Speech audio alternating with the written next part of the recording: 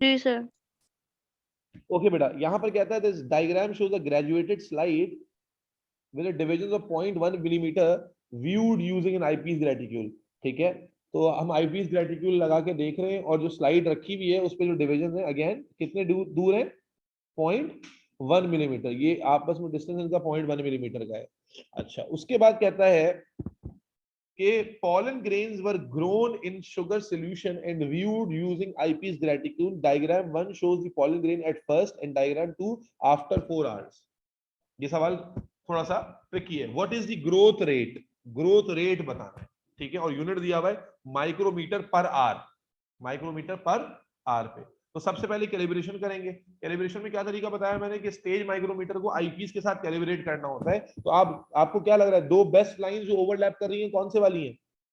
एक ये वाली 100 के साथ, 50 वाली भी किसी को लग रहा है तो वो 50 वाली भी कंसिडर कर सकता है, तो इसमें मसला नहीं है।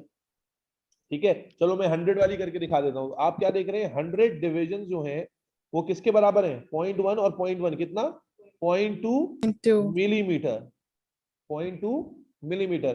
फिर आप यहां से क्या करते थे, 1 आईपीस डिवीजन की वैल्यू निकालते हैं जिसके लिए आप 0.2 को किससे डिवाइड करेंगे, 100 से। 0.2 को डिवाइड कर दोगे बेटा किससे, 100 से। 0.2 डिवाइड बाय 100 कितना होगा, 2 into 10 raised to the power minus 3। 2 into 10 की पावर -3। ठीक है, ये किस में आ जाएगा, मिलीमीटर। माइक्रोमीटर। उसके बाद माइक्रोमीटर में कन्वर्ट करने के लिए आप इसको 10 की पावर 3 से मल्टीप्लाई कर देते हैं। फर्जा आपको आवाज आ रही है, तो ये आ जाएगा 2 माइक्रोमीटर। यस और नो? Yes yes. ये बेटा ये इन्होंने कहा एक सवाल और करा दें, तो मैं वो एक पॉलिन ग्रेन वाला सवाल करा रहा हूँ। कैलिब्रेशन तुम्हें समझ में आ गई थी ना फर्जा? तो आप इस स्केल पे देखिए, तो आपको डायग्राम में अगर नजर आ रहा है तो 0 और 100 वाले हमने कहा पॉइंट्स कोइंसाइड कर रहे थे, तो मैंने उसी को लिया कि 100 डिवीजन जो है वो 0.2 मिलीमीटर के बराबर है। उस लिहाज से एक आईपीस डिवीजन जो है वो 2 माइक्रोमीटर के बराबर है। क्या ये बात सबको समझ में आती है? जी सर। इसके बाद जी फर्जा, फर्जा ये कैलिब्रेशन समझ में आ गई? अच्छा, अब आ जाओ। फिर कहता है pollen grains were show grown in एगार सॉल्यूशन यूजिंग द आईपीस रेटिक्यूल। पहले ये डायग्राम है शुरू में और ये बाद की डायग्राम है। अब देखो, आपको ग्रोथ रेट निकालना है और ग्रोथ रेट निकालने के लिए आपको कोई एक पॉलन सिलेक्ट करना होगा। वो पॉलन सिलेक्ट करो जिसे तुम ज्यादा बेहतर तरीके से मेजर कर सको। मिसाल के तौर पे अगर तुम ये वाले पॉलन को देखो तो इसका जो आईपीस ग्रेटिक्यूल डिवीजन है वो उसको मेजर करना काफी आसान रहेगा। तो यहां पर भी इसी को सिलेक्ट कर लो। आप स्केल लोगे, मेरे पास तो मोटा मार्कर है, यहां पर आप स्केल से क्या करोगे, डिवीजन निकालोगे। कोई नजर आ रहे हैं डिवीजन? थोड़ा बड़ा करके देखते हैं इसको। हाँ, दोनों तरफ सेम पॉलन ग्रेन लेना होगा। कितने डिवीजन लग रहे हैं? अगर मैं इसको थोड़ा सा और पतला कर लूं, अपनी राइटिंग को थोड़ा सा और पतला करके देखते हैं कि विजिबल हो रहा है। तरीका समझ में आ रहा है? क्या किया बेटा मैंने, कि यहां से मैंने एक लाइन यूं, कितने डिवीजन बन रहे हैं? हाँ भाई, 4 बचे सर। 4 to 5 डिवीजन बन रहे हैं। चलो 4 to 5 डिवीजन इधर बन रहे हैं। इधर देखो, इधर हम यहाँ पर अगर हम यहाँ से देखें तो ये 19 से लेकर 35 तक जा रहा है, या 34 चले जाते हैं। तो 19 से 35 15 डिवीजन, चलो होल नंबर पे रखने के लिए 15 डिवीजन ले लेते हैं 34 तक। तो 5, अब हम थोड़ा कॉमन सेंस लगा रहे हैं, 5 से 15 पे ले गए इसको, 5 से 15 कि 5 डिवीजन से 15 डिवीजन पे चला गया। तो इसका मतलब है डिवीजन की टर्म में नेट ग्रोथ कितनी हुई, 10 डिवीजन की। यस और नो? और आपको ग्रोथ रेट निकालना था। क्या निकालना था? Growth rate. तो जब आप ग्रोथ रेट की बात करते हैं, जैसे ये 10 डिवीजन आ गए, अब एक डिवीजन किसके बराबर था, 2 माइक्रोमीटर। तो एक डिवीजन 2 माइक्रोमीटर था, तो 2 से जब इसको मल्टीप्लाई करेंगे तो ये आ जाएगा 20 माइक्रोमीटर। ये तो आ गया डिफरेंस, लेकिन फिर इसको किससे डिवाइड करना होगा, टाइम से, क्योंकि ग्रोथ रेट निकालना है ना। और टाइम कितना था, 4 आवर्स। तो 20 डिवाइड बाय 4 कितना आ जाएगा? अच्छा, ये मिलीमीटर में गिवन नहीं, ये रहा 5 micrometre per hour. Is that clear? 5 micrometre per hour. Is this clear? कैसे किया हमने ये? Yes, sir. बहुत सारे बच्चे हड़ाहुड़ी के अंदर आंसर्स में गलत कर देते। Farza, am I clear to you बेटा? सर ये 4 को क्यों डिवाइड करा था? बेटा आपको कहा था ना ग्रोथ रेट निकालना है पर आवर, तो शुरू में बताया था कि ये ग्रोथ जो है एट स्टार्ट और आफ्टर 4 आवर्स है। तो जब पर आर निकालना है तो इसका मतलब है जो ग्रोथ हुई है उसको टाइम से भी तो डिवाइड करेंगे ना कि पर आर कितनी ग्रोथ हुई है। जी क्लियर? अभी कोई कंफ्यूजन तो जी नहीं है? पक्का? Yes sir. चलो अब हम चलते हैं आज के टॉपिक की तरफ। तो बेटा माइक्रोस्कोपी से रिलेटेड जो कैलिब्रेशन पे क्वेश्चंस आते हैं ये आपको अल्हम्दुलिल्लाह पढ़ा दिए गए, समझा दिए।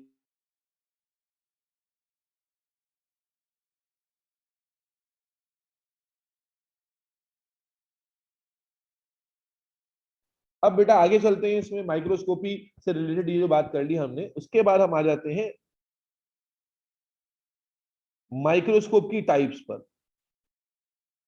टाइप्स ऑफ माइक्रोस्कोप्स, ये थ्योरी है, ये आपको बुक से पढ़नी है, ठीक है, रीडिंग फ्रॉम द। मैं इसमें से सिर्फ सिलेक्टेड बातें आपके सामने रखूंगा जो कि डिस्कस करना जरूरी है, ठीक है, वरना इस टाइप की बारे में जो इंफॉर्मेशन आपने पढ़नी है वो पढ़नी बुक से है। जनाब सर माइक्रो कौन सी बुक है? मैरी जोन से। अलीना आप आ गई हैं सर क्लास में? मैं जान सकता हूँ कि आजकल कहाँ सर, आ बिजी गई। रह रही है? कल भी आप गायब हो गई थी एक क्लास के बाद, फिर आज भी आप आज अभी लेट आ रही हैं, इससे पहले वाली क्लास में भी नहीं थी अलीना, क्या बात है? I was out for the first class. I was not at home. और कल तुम सेकंड क्लास में गायब हो गई थी। और सर कल का वाईफाई का मसला आ गया था। अबे यार टाइप, अच्छा तुम तो कैलिब्रेशन तुमने बायो की क्लास में थी, तुम कल केमिस्ट्री की क्लास में थी, कौन सी वाली क्लास में गायब थी तुम? सर कल मैं केमिस्ट्री क्लास के लिए नहीं थी and I did take the microscopy वाली क्लास यस्टरडे। और आज भी तुमने वो मार दिए, बंद मार दिया। बहरहाल इक्विलिब्रियम की न्यूमेरिकल वो मैंने पास पेपर्स कराए थे आज। खैर टाइप्स ऑफ माइक्रोस्कोप पे आगे लिंक करेंगे। कैलिब्रेशन उम्मीद है कि आपको समझ में आ गई थी, ठीक है। अब जो माइक्रोस्कोप्स हैं बेटा, on the basis of source of illumination. Source of illumination का मतलब है कि जो स्पेसिमेन आप ऑब्जर्व कर रहे हैं उसे देखने के लिए आप कौन सी एनर्जी को एज अ सोर्स इस्तेमाल कर रहे हैं, उस बुनियाद पर माइक्रोस्कोप की दो टाइप्स हैं। कौन कौन सी आप मुझसे बेहतर जानते हैं, पढ़ चुके हैं। कौन कौन सी टाइप्स है बेटा? एक हमारे पास होती है लाइट माइक्रोस्कोप, इलेक्ट्रॉन माइक्रोस्कोप। और एक हमारे पास होती है इलेक्ट्रॉन माइक्रोस्कोप।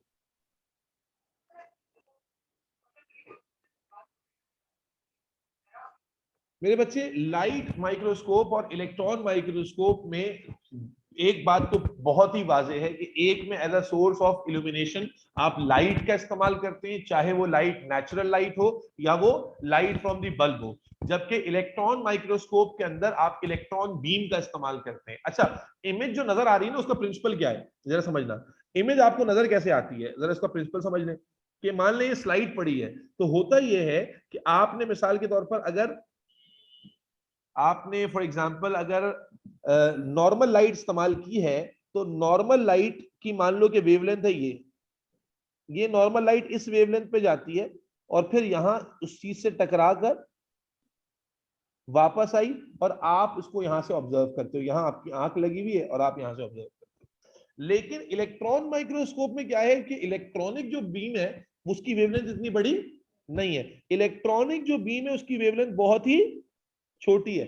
और इससे फर्क क्या पड़ता है, जब उसकी वेवलेंथ बहुत ही छोटी है, फ्रीक्वेंसी बहुत हाई है, तो क्या मतलब कि लाइट माइक्रोस्कोप सिर्फ वही स्पेसिमेन दिखा सकती है जो इस वेवलेंथ की लेंथ में आ रहा हो। लेकिन इलेक्ट्रॉन माइक्रोस्कोप चूंकि बहुत छोटी बीम को यूज कर रही है, तो जो भी उस बीम के साइज के स्ट्रक्चर्स हैं, उसके वेवलेंथ के साइज के स्ट्रक्चर्स हैं, वो सारे इलेक्ट्रॉन माइक्रोस्कोप में विजिबल होंगे। इसीलिए जो बेसिक प्रिंसिपल आप पढ़ते हैं कि लाइट माइक्रोस्कोप में सारी चीजें नजर नहीं आएंगी, इलेक्ट्रॉन में और ज्यादा चीजें नजर आएंगी। क्यों? उसका बेसिक रीजन है बीम का, कि लाइट की जो वेवलेंथ होती है वो बड़ी होती है, इसीलिए वो उसी ऑर्डर के ऑब्जेक्ट को दिखा सकती है। जबकि जो इलेक्ट्रॉन माइक्रोस्कोप होती है उसमें इलेक्ट्रॉनिक बीम बहुत छोटी वेवलेंथ की होती है, तो इलेक्ट्रॉनिक बीम की जो वेवलेंथ है उस ऑर्डर के जितने भी ऑब्जेक्ट्स हैं वो नजर आ सकते हैं। यस और नो? Yes sir. लेकिन लाइट नीचे से स्पेसिमेन के नीचे से आ रही होती है। अरे मैंने सिर्फ एक समझाने के लिए कहा ना मेरे बच्चे, लाइट वो स्पेसिमेन के नीचे आती है। ग्लास की स्लाइड होती है, जब ग्लास की स्लाइड होती है तो लाइट उसी से रिफ्लेक्ट करके ऊपर आ रही होती है, 90 डिग्री पे रिफ्लेक्शन लेते हैं आप। आइडिया प्रिंसिपल समझाने के लिए बात की बेटा मैंने कि प्रिंसिपल क्या है कि जो सोर्स ऑफ इल्यूमिनेशन आप इस्तेमाल कर रहे हो वो स्पेसिमेन से टकराएगा, टकरा कर रिफ्लेक्ट होकर ही तो लेंस में आएगा ना आईपीस में, जब तो आपको नजर आएगा। यस और नो? Yes sir. अब मिसाल के तौर पे अगर बल्ब एक आदमी के पीछे लगा हुआ है तो उससे लाइट टकरा कर आपकी आंख में आती है, जब भी तो वो आदमी नजर आ रहा है ना आपको। तो अब यहाँ पर मकसद सिर्फ समझाने का ये था कि जो साइज का डिफरेंस आ जाता है, ये जो डिफरेंस आ जाता है कि हम कहते हैं लाइट माइक्रोस्कोप में जो है ना वो हमें सारी चीजें नजर नहीं आती, इलेक्ट्रॉन माइक्रोस्कोप में और माइन्यूट चीजें नजर आती है। इसका ताल्लुक लेंस पर नहीं है, इसका ताल्लुक लेंस से ज्यादा किस पर है, जो हम सोर्स ऑफ इल्यूमिनेशन इस्तेमाल कर रहे हैं, कि जो सोर्स ऑफ इल्यूमिनेशन हम लाइट माइक्रोस्कोप में लाइट इस्तेमाल कर रहे हैं उसकी वेवलेंथ बहुत बड़ी है, तो वो उसी वेवलेंथ के ऑर्डर की जो है ना वो ऑब्जेक्ट्स को ट्रेस कर सकता है, पिन पॉइंट दिखा सकता है। जबकि इलेक्ट्रॉनिक बीम जो है वो बहुत ही छोटी वेवलेंथ की है, तो उस ऑर्डर की जितनी भी चीजें होंगी वो सारी एक्यूरेटली उसको सेपरेटली दिखाएगा। यही चीज डिफर करती है लाइट माइक्रोस्कोप की मैग्निफिकेशन, लाइट माइक्रोस्कोप की रेजोल्यूशन और इलेक्ट्रॉन माइक्रोस्कोप की रेजोल्यूशन। लाइट माइक्रोस्कोप अगर मैं दोनों को कंपेयर कर लूं, जरा डिफरेंसेस करा लूं, एक ही बार सवाल आया है, डिफरेंसेस का ज्यादा आता नहीं है, लेकिन एक बार आ चुका है थ्योरी में। 4 कंपैरिजंस लिखने थे लाइट माइक्रोस्कोप और कंपाउंड माइक्रोस्कोप के, तो जरा उसको इन जनरल कर लेते हैं डिस्कस, फिर आगे चलते हैं। एक तरफ हम लिख लेते हैं लाइट माइक्रोस्कोप और एक तरफ लिख लेते हैं इलेक्ट्रॉन माइक्रोस्कोप। तो पहला डिफरेंस तो मेरे ख्याल है सबको क्लियर हो गया होगा कि एक में सोर्स ऑफ इल्यूमिनेशन क्या है,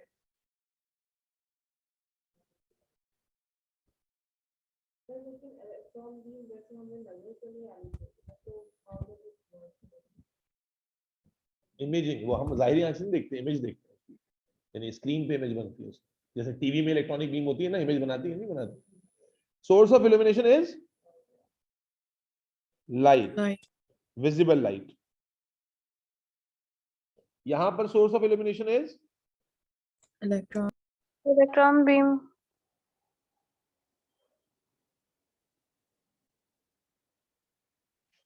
अच्छा, उसके बाद क्या है यहां पर, यहां जो स्पेसिमेन ऑब्जर्व होते हैं बेटा वो कलर्ड स्पेसिमेन होते हैं। कलर्ड स्पेसिमेन का मतलब क्या है कि यहां चूंकि विजिबल लाइट का स्पेक्ट्रम यूज किया जा रहा है, तो स्पेसिमेन को जिस भी कलर से स्टेन किया होगा या स्पेसिमेन का अगर अपना कोई कलर है तो विजिबल लाइट के स्पेक्ट्रम की वजह से वो कलर नजर आएगा। लेकिन इलेक्ट्रॉन बीम की जो वेवलेंथ है वो विजिबल स्पेक्ट्रम में नहीं आती, इसीलिए इलेक्ट्रॉन बीम से जो इमेजिंग होती है वो हमें डार्क ब्लैक एंड व्हाइट नजर आती है, इसमें कोई कलर नजर नहीं आता। इलेक्ट्रॉन बीम देखो होता क्या, इलेक्ट्रॉन बीम गई किसी चीज पर स्ट्राइक करेगी, अब वो स्पेसिमेन जितना इलेक्ट्रॉन बीम एब्जॉर्ब कर लेगा और इलेक्ट्रॉन बीम जितनी कम रिफ्लेक्ट होकर आएगी तो स्क्रीन पे जो इसकी इमेज बनेगी वो इमेज उतनी डार्क होगी। तो जो ऑब्जेक्ट जितना थिक होता है उतना डार्कर अपीयर होता है और जो ऑब्जेक्ट जितना थिन होता है उतना लाइटर अपीयर होता है। तो यहां हमें कलर्ड स्पेसिमेन नजर आते हैं और यहां हमें ब्लैक एंड व्हाइट या ग्रे इमेजेस नजर आती है।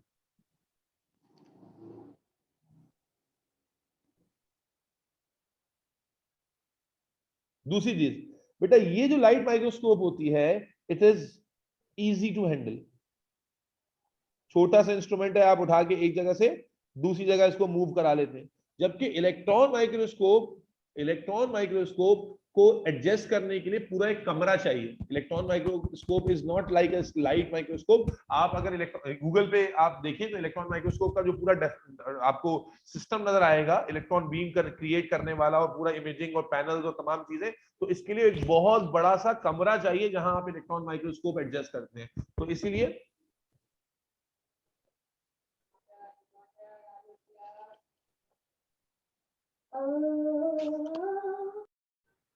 Complicated to handle. फिर आ जाते हैं मैग्निफिकेशन पावर पर। क्या ख्याल है, मैग्निफिकेशन पावर किसकी ज्यादा है? इलेक्ट्रॉन। लाइट माइक्रोस्कोप की मैग्निफिकेशन पावर कितनी होती है? 10x।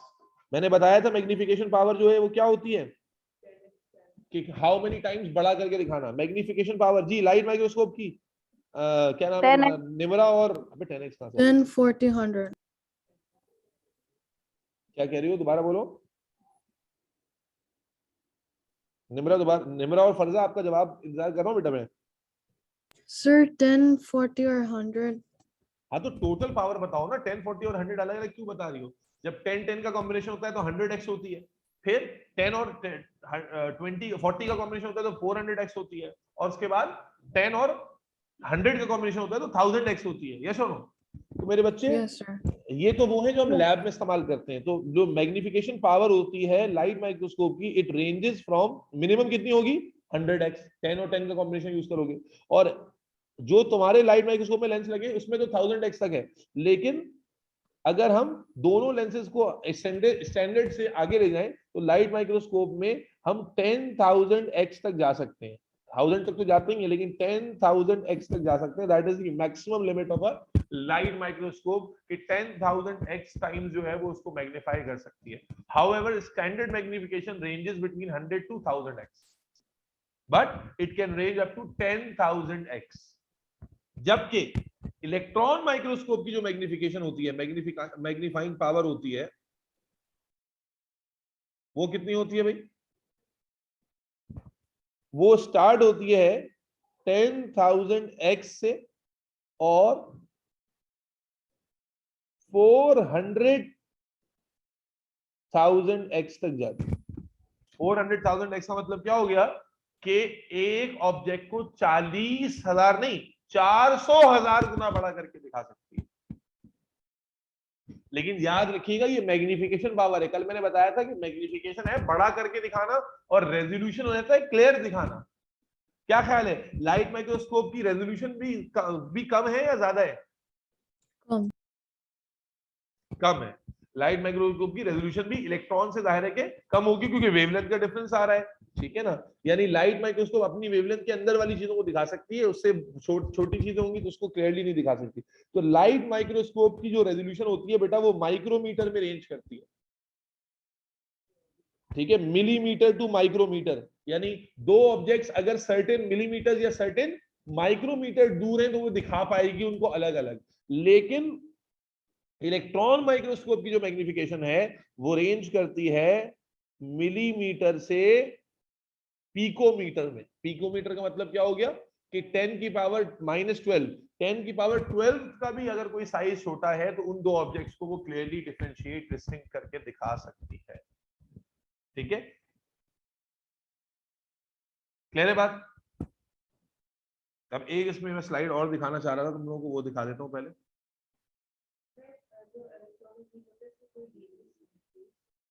हाँ, क्या आती है, दोबारा बोलो।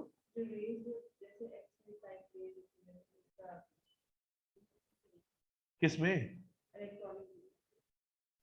इलेक्ट्रॉनिक बीम होती है ना, एक्सरे टाइप की देखिए, इलेक्ट्रॉन्स की बीम ही तो होती है, इलेक्ट्रॉन्स होते हैं। तो अगर कोई बंदा जाए तो उसको बिल्कुल लेने पड़ेंगे, लाजमी सी बात है, 100%।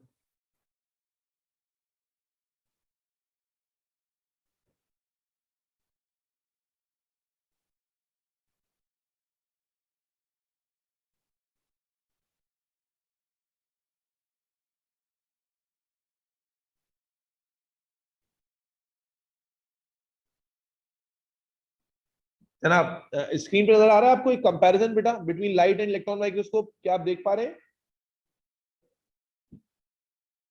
Yes, sir.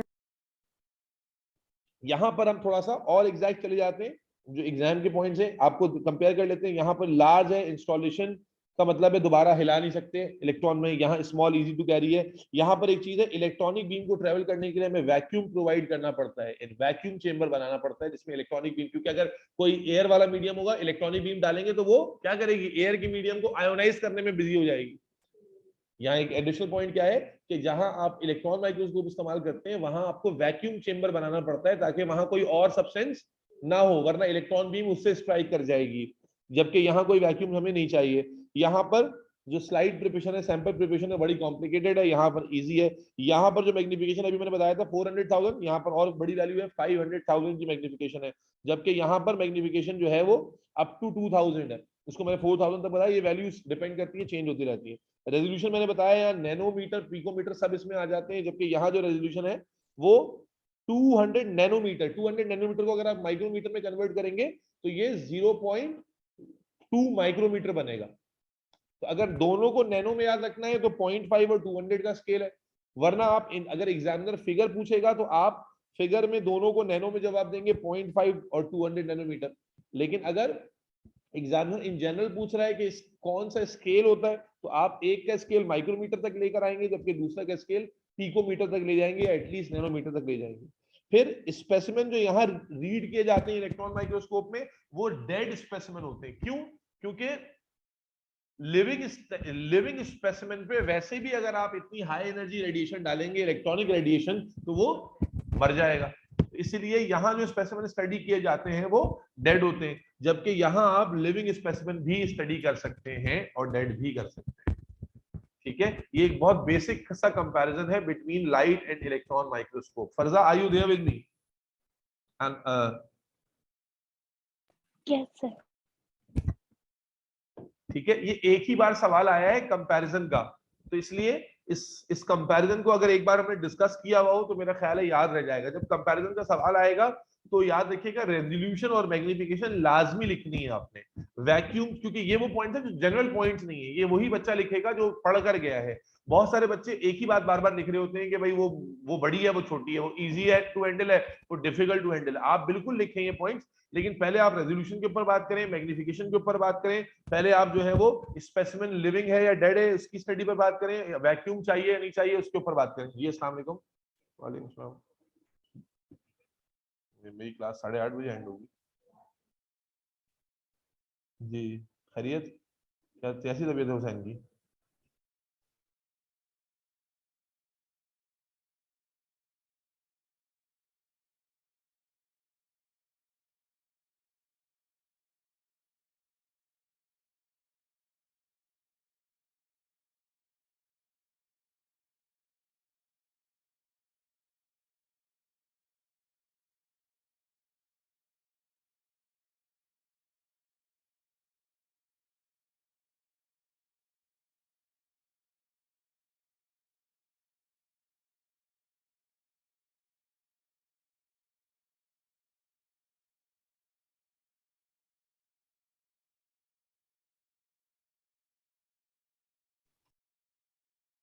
जी निमरा, ये बात समझ में आ गई, कंपैरिजन क्लियर हो गया। और जो पॉइंट्स लिखने के लिए आएंगे तो you have to focus more on those point जो कि बहुत ज्यादा जनरल नहीं है। तो we have to talk about resolution power, magnification power, vacuum medium और लाइव और dead specimen, and then we can also talk about easy to handle है या डिफिकल्ट टू हैंडल है या कॉम्प्लिकेटेड टू हैंडल है या फीजिबल टू हैंडल है। Is that clear everybody? Alina Mubeen, clear है ये बात तुम्हें? Yes sir, Sabaha? क्लियर है। Yes, sir.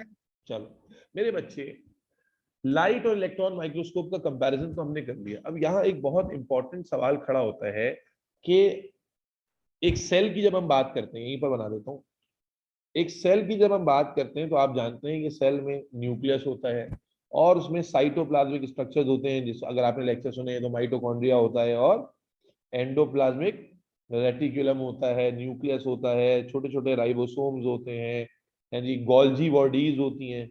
अब जिन्होंने लेक्चर सुन लिए हैं उनको सारे नाम सुने हुए लग रहे होंगे। ठीक है, एंडोप्लाज्मिक रेटिकुलम होता है, ये माइटोकॉन्ड्रिया। इसी तरह का प्लांट सेल है तो क्लोरोप्लास्ट होता है ना? प्लांट सेल है तो क्लोरोप्लास्ट भी एग्जिस्ट करता है। आप मुझे, जो खासतौर पे स्कूल वाले बच्चे हो तुम तीन, अलीना, मुबीन और क्या नाम है, फरजा और निमरा, क्या आप मुझे बता सकते हो कि इनमें किसका साइज सबसे बड़ा होगा, किसका उससे छोटा होगा, किसका उससे छोटा होगा? Yes, this is a very famous MCQ जो बहुत बार आता है, इसलिए पूछ रहा हूँ। और आपने स्कूल में चूंकि पढ़ा हुआ है तो आई एम एक्सपेक्टिंग कि शायद आप मुझे बता पाए। जी सर लाइसोसोम का साइज बहुत छोटा होता है। नहीं, जरा लाइन से अरेंज करके बताएं। सारे स्ट्रक्चर्स को अगर अरेंज करेंगे, मेजर स्ट्रक्चर्स, तो क्या होगा, क्या ऑर्डर बनेगा? जी फरजा, अलीना एंड निमरा।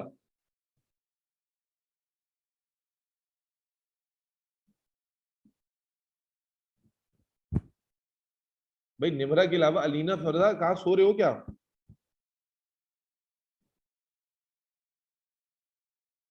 फरजा, क्लोरोप्लास्ट का सबसे बड़ा होगा। न्यूक्लियस ही बड़ा होगा? नहीं, पहले न्यूक्लियस फिर क्लोरोप्लास्ट। फिर न्यूक्लियस होगा, फिर क्लोरोप्लास्ट होगा और माइटोकॉन्ड्रिया। माइटोकॉन्ड्रिया, फिर न्यूक्लियस, क्लोरोप्लास्ट, आप जो कह रहे हैं मैं वो लिख रहा हूँ, माइटोकॉन्ड्रिया, और फिर थोड़ा तुक्का भी लगाओ। लाइसोसोम, इसके बाद क्या, लाइसोसोम कह रही हो? जी, और उसके बाद सेंट्रियोल, बताता हूँ, पहले इनके तो सुन लूं। हाँ जी, उसके बाद बेटा बोले, शाबाश, अपना अपना बताएं, घबराने की क्या बात है जी।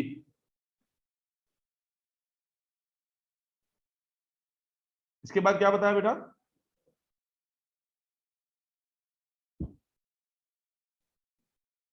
जी निमरा आप कंप्लीट करते हैं, फरजा ने तो काफी बता दिया जी।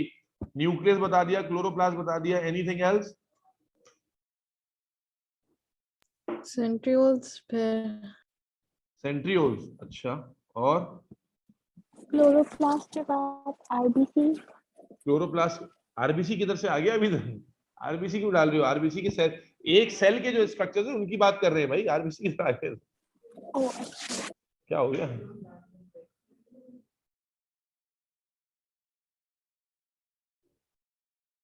चले जी मेरे बच्चे, सबसे बड़ा जो प्लांट का स्ट्रक्चर होता है वो न्यूक्लियस होता है, ठीक है?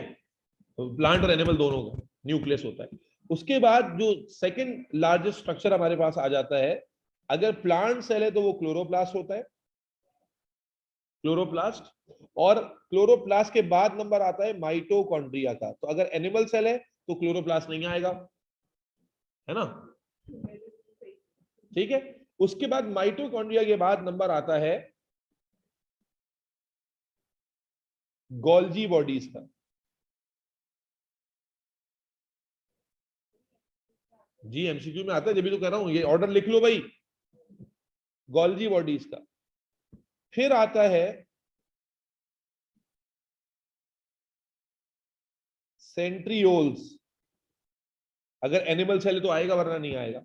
फिर आता है लाइसोसोम्स, और आखिर में आता है राइबोसोम।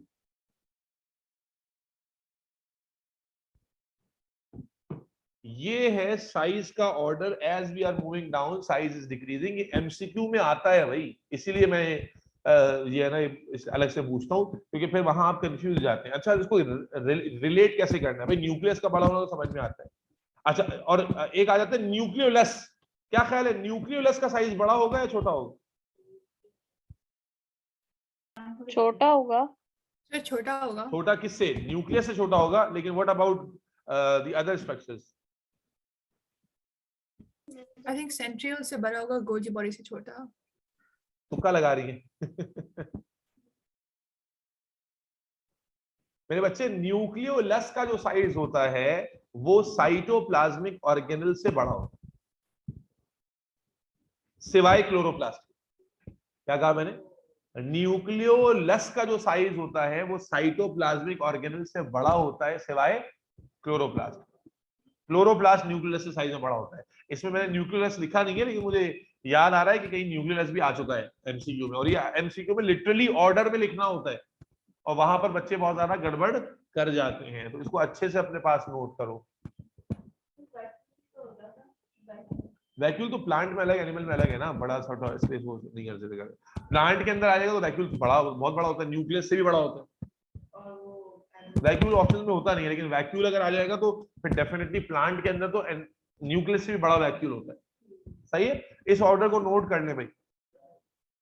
डन सर, हम्म, सर आपने बोला ना कि ये टॉपिक आपको बुक से पढ़ना है, तो आपके नोट से पढ़े या बुक से पढ़े? बुक से मैं आपको पीडीएफ भेज दूंगा अगर बुक नहीं है तो, ठीक है, उसमें से पढ़ लेना। हाँ सही है, सही है। सही है भाई। तो यहाँ हमने कंपैरिजन कर लिया लाइट माइक्रोस्कोप का, इलेक्ट्रॉन माइक्रोस्कोप का, मैग्निफिकेशन निकालना सीख ली, कैलिब्रेशन करना सीख ली, और उसके बाद एक सीक्वेंस ऑफ साइज भी हमने सीख लिया। That is maximum you need to know about in the microscopy section. आपको एमसीक्यू और क्वेश्चन करने के लिए ये सारी इंफॉर्मेशन का पता होना जरूरी है। Is that clear? Anybody, any question till this point? नहीं नो जी सर। सर, क्लियर है। ठीक है, निम्रा तुम्हें समझ में आ जाती है यहाँ तक सारी बात? कोई कंफ्यूजन तो नहीं है? No, sir. चले, अब मेरे बच्चों हम लोग मूव कर रहे हैं, जैसा कि मैंने कहा था कि सेल मेम्ब्रेन को जब हम डिस्कशन शुरू करेंगे तो we will be primarily focusing on those major structures only जो कि हमें अच्छे से पता होने चाहिए। और अगर आपने सेल का लेक्चर वाकई सुना है तो सबसे मुश्किल कौन सा स्ट्रक्चर सुनने में, या कॉन्सेप्चुअल कौन सा है सबसे ज्यादा? Cell membrane. जी, सेल मेम्ब्रेन। क्या ख्याल है निम्रा, आपने लेक्चर सुना है या स्कूल में पढ़ा हुआ था बस वही याद है? नहीं सर, लेक्चर सुना था। सेल मेम्ब्रेन मेरे ख्याल है सबसे ज्यादा डिटेल्ड पार्ट है, जिसके अंदर बहुत सारी चीजें हैं। जी, वो मल्टीपल टाइम करना पड़ता है, जी ठीक है ना। तो इसलिए मेरे बच्चों हम अपनी डिस्कशन को यहाँ पर सेल मेम्ब्रेन से स्टार्ट कर रहे हैं, जो कि अगर आपकी बुक में हिसाब से चले तो चैप्टर 4 में जाके आता है सेल मेम्ब्रेन। मेरे बच्चे सेल मेम्ब्रेन को मैं तरीके से पढ़ा दूंगा, इरिस्पेक्टिव कि आपने जो है वो पहले सुना हुआ है या सही से नहीं सुना हुआ है। सुना हुआ होगा तो आप जल्दी जल्दी रिलेट कर लेंगे, और उसके बाद फिर हम लोग आपके साथ बात करेंगे, इंटरेक्ट आपके साथ करेंगे, ताकि पता चले कि आपने कितना कवर अप किया हुआ है, ठीक है। सेल मेम्ब्रेन के ऊपर जब हम बात करते हैं मेरे बच्चे, तो अगर हम प्लांट सेल की बात करें तो आपको पता है कि सेल मेम्ब्रेन जो है is present inner to cell wall. Plant cell में सबसे बाहर जो मेम्ब्रेन होती है वो सेल वॉल होती है, और उसके बाद सेल मेम्ब्रेन उससे अंदर होती है। लेकिन अगर हम एनिमल सेल की बात करें तो एनिमल सेल के अंदर it is the outer most membrane, यही सबसे ज्यादा बाहर वाली मेम्ब्रेन होती है, आउटर मोस्ट मेम्ब्रेन होती है। अगर इसकी कुछ बेसिक फीचर्स पे बात करें तो हमें मालूम होना चाहिए कि it is outermost membrane in animal cell and present inner to cell wall in plant cell। ये बात तो हमें ऑब्वियसली पता होगी। दूसरी चीज कि अगर हम सेल वॉल से कंपेयर करते हैं तो सेल वॉल का जब हम स्ट्रक्चर पढ़ते हैं तो हमें मालूम होता है कि वो तो बड़ा रफ एंड टफ स्ट्रक्चर है, मजबूत है, तगड़ा है। लेकिन सेल मेम्ब्रेन की जब हम बात करते हैं तो हम क्या कहते हैं? Cell membrane is a, yes please, soft and delicate membrane. यानी सेल मेम्ब्रेन का जो स्ट्रक्चर है वो बिल्कुल भी फर्म या टफ नहीं होता, बल्कि बहुत ही ज्यादा सॉफ्ट और डेलिकेट होता है। और यहीं से कहानी आगे बढ़ती है कि इसका स्ट्रक्चर कैसे बना हुआ होता है, और यहीं से सेल मेम्ब्रेन के सारे जो राज है ना वो खुलना शुरू होते हैं। लिसन वेरी केयरफुली मेरे बच्चे, सेल मेम्ब्रेन का स्ट्रक्चर इतना कॉम्प्लिकेटेड था, इतना कॉम्प्लिकेटेड था कि एक लंबे अरसे तक, जब तक इलेक्ट्रॉन माइक्रोस्कोप 1935 या 1945 में इन्वेंट नहीं हुई, तब तक सेल मेम्ब्रेन का डिटेल स्ट्रक्चर हमें पता नहीं था। सेल वॉल का स्ट्रक्चर और in the comparison to cell membrane is pretty simple, लेकिन सेल मेम्ब्रेन का जो स्ट्रक्चर था वो इंतहाई कॉम्प्लिकेटेड होता है, और इसीलिए सेल मेम्ब्रेन का स्ट्रक्चर फाइंड आउट करने में, एक्सप्लेन करने में बहुत टाइम लग गया। सबसे पहली दफा, यानी अगर हम यहां से अपना गियर शिफ्ट करें और यहां से हम हेडिंग लगा लें कॉम्पोजिशन और स्ट्रक्चर ऑफ सेल मेम्ब्रेन,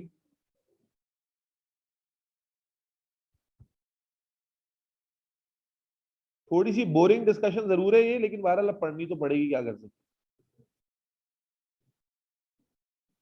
अगर हम कॉम्पोजिशन के ऊपर बात करना शुरू करते हैं मेरे बच्चे, तो सब it was very difficult to judge the structure of cell membrane because cell membrane unlike cell wall was very complicated, ठीक है। it was very difficult to understand the biochemical nature and functions of cell membrane. The first model that was successfully proposed to explain the cell membrane structure was unit membrane model. Was what? Unit membrane model, जिसमें पहली दफा cell membrane की biochemical composition को थोड़ा बहुत समझा गया, explain किया गया। It was unit membrane model. बेटा इसमें ये कहा गया इस मॉडल में कि सेल मेम्ब्रेन एक सिंगल मेम्ब्रेन, ये क्यों, इस पे जोर क्यों डाल रहे हैं? क्योंकि अगर आप सेल वॉल का लेक्चर सुन चुके हैं तो सेल वॉल में आपको पढ़ाया जाता है कि सेल वॉल एक सिंगल मेम्ब्रेन नहीं होती, बल्कि 3 मेम्ब्रेन से मिलकर बनी होती है, प्राइमरी, सेकेंडरी और मिडिल। यस और नो? तो चूंकि सेल वॉल का स्ट्रक्चर हमारे सामने था, तो उसको डिफरेंशिएट करने के लिए यूनिट मेम्ब्रेन मॉडल में क्या कहा गया कि सेल वॉल की तरह ये सिंगल मेम्ब्रेन, सेल वॉल की तरह ये अलग अलग मेम्ब्रेन या लेयर से नहीं बनी, बल्कि ये एक ही मेम्ब्रेन है। तो इस मॉडल में पहला पॉइंट जो आपके मुंह पे मारा गया था वो ये था कि cell membrane unlike cell wall is a single membrane, unit membrane, ठीक है ना।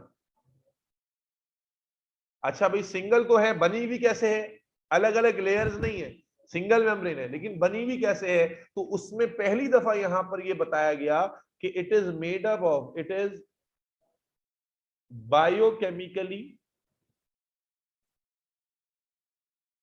मेड अप ऑफ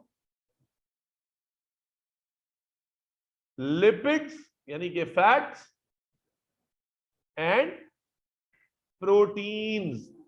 पहली दफा ये बताया गया, क्योंकि सेल वॉल में याद करो क्या होता है, सेल्यूलोज और पैक्टिन होता है। सेल्यूलोज क्या होता है, कार्बोहाइड्रेट, यहां पर कार्बोहाइड्रेट नहीं है, तो इसीलिए हाईलाइट किया गया कि सेल मेम्ब्रेन जो है वो बायोकेमिकली लिपिड और प्रोटीन से बनी है। और किस तरह बनी है, इमेजिनेशन आपको दी गई, उसने कहा कि इस तरह बनी है कि लिपिड की जो कॉम्पोजिशन है ना, वो सैंडविच हुई हुई है प्रोटीन, सॉरी प्रोटीन की जो कॉम्पोजिशन है वो सैंडविच हुई हुई है लिपिड के दरमियान।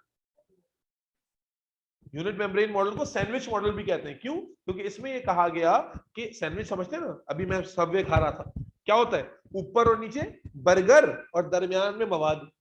तो इसी तरह से इमेजिन कराया गया कि लिपिड जो ये सेल मेम्ब्रेन है उसका स्ट्रक्चर कैसा है कि उसमें ऊपर और नीचे लिपिड की लेयर, लिपिड की कॉम्पोजिशन चल रही है, और दरमियान में क्या फिल इन हुआ हुआ है, प्रोटीन हुआ हुआ है। तो अगले पॉइंट में ये कहा गया लिपिड एंड प्रोटीन है, एंड अरेंजमेंट क्या है, protein molecules are sandwiched in between lipid layers. अब ये बातें गलत तो नहीं है लेकिन मुकम्मल सही भी नहीं है। प्लस ये कि ये मेम्ब्रेन मॉडल जो था it was pretty simple to explain, हालांकि सेल मेम्ब्रेन के जो फंक्शंस हैं वो बहुत ज्यादा एडवांस्ड है, तो ये सारे फंक्शंस इस मॉडल में एक्सप्लेन नहीं हो रहे थे। हालांकि ये पहला मॉडल है जिसमें ये बात बता दी गई कि इसकी बायोकेमिकल कॉम्पोजिशन में कार्बोहाइड्रेट का मेजर रोल नहीं है, मेजर कॉम्पोजिशन लिपिड और प्रोटीन पर है। इज दैट क्लियर बच्चों? इस मॉडल को हम यूनिट मेम्ब्रेन मॉडल कहते हैं, जहां पर पहली दफा हमें यह पता चला कि सेल वॉल की तरह यहां रिजिडिटी नहीं है, सेल वॉल की तरह यहां कार्बोहाइड्रेट मेजर कंपोनेंट नहीं है, बल्कि लिपिड और प्रोटीन है। Is that clear? Nimra Naushad, Farza Mohani, Sabahat Mirza Qadiani, Sabahat Kashif, Abiha Saeed, Alina Mubeen,